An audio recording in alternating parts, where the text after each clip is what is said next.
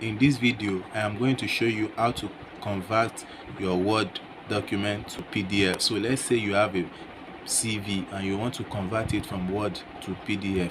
Simply go to smallpdf.com. You can even use your phone to do this.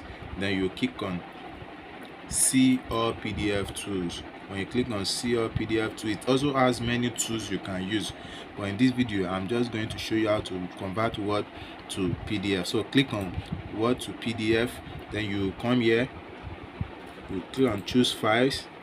So when you click on Choose File, you're going to choose one of the files you have that is on Word. Then you click on Open. Then it's going to upload that file and it's going to convert it. As you can see, converting. So after it finished converting, as you can see, it has finished converting. It's going to ask you to download it.